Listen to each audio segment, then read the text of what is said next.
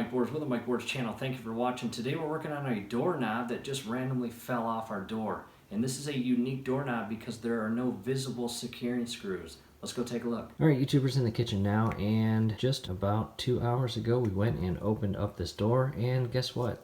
The backside fell off, fell all the way down the stairs, and you could just pull this part right out. So in the event that that happens to you and your door is still latched, go ahead and unlock your deadbolt and insert your doorknob back in. Align this part properly. It has a rounded edge to it. And once you get that part in, align the screws, and then you can open the door.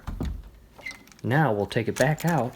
We'll go retrieve the other doorknob down the stairs and re-secure it. All right. That's what the back side looks like. It looks like the locking plate came right off, and it is not supposed to come off the screws. However, if yours is the same design as this, I'll show you how to take off this plate. All right, YouTubers, again, here's the back side of the inner knob, and this little cover plate here, it shifts up and off the inner base here. And I want to point out that little arrow right there. You'll notice it is pointing in this direction, and right now it is in the lock position. However, to unlock it, I'm grabbing a flathead screwdriver, nothing fancy, and I'm just going to grab it right on the inner portion of the rear arrow and slide it all the way over. Be careful as you do this. Once you get in that position, guess what? That locking plate just slides right off. From here, this locking plate, we are going to re-secure to the door. Next step, you want to back these screws out, and I would say back them out to about a ½ inch, as you can see there. Back at the door, again, you can see that rounded shape. Go ahead and align it properly and slide this back into place, and once you get it flush with the door, you will see the screws sticking out. Now we grab that locking plate. With the locking plate, you will notice the screw holes, and then the arrow wants you to shift it in the counterclockwise manner, and that will lock those screws in the design detents here in the locking plate. So again, just carefully align these over the screws,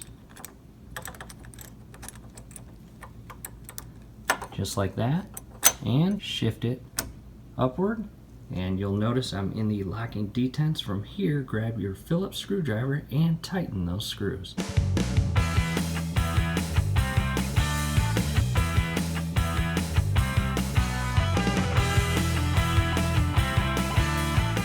After securing those screws, that locking plate is firmly installed. Now we'll go grab the opposite knob. Opposite knob in hand and take a look of the shape of the cutout internally. Align it properly over that portion of the knob, and what we will do next is pinpoint where that arrow is. See that arrow right down there? What we need to do is grab that screwdriver and shift it back up, which will lock this base plate to the inner locking plate. Again, there's the inner arrow, and I'm going to do my best to give you a good camera angle while I do this. Again, be careful, just use a flathead screwdriver and shift that arrow up until it locks, just like that. Do your best not to scrape the door as well. And from here, you want to align this indent with this portion right there. Apply pressure, and that outer plate is now locked in place. Now we'll test the door, and it is firmly on there, and before it was loose for the last few weeks, and we knew it was only a matter of time before this thing fell apart. Oh, perfect. Let's go to the opposite side and see how it works.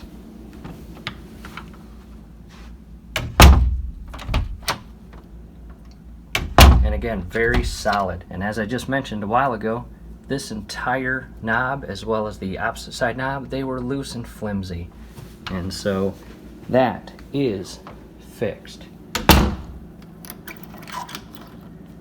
Hopefully this helps. YouTubers, do us a favor. Below the video, you will see that thumbs up icon. Click on that, like the video, subscribe to the channel. Definitely go to your settings. Turn on your YouTube notification bell. Hey, once you do that, every video that we upload, you will be notified. You will be able to stay up to date with us, and that will be awesome. Thanks again for watching. Oh, and one more thing. In the event that you want step-by-step guidance on how to remove this knob, whether it's damaged or you just want to replace it with a different style knob, we will make a step-by-step video doing that, and we will have that video scrolling above right now. Definitely check that out. You may find it helpful.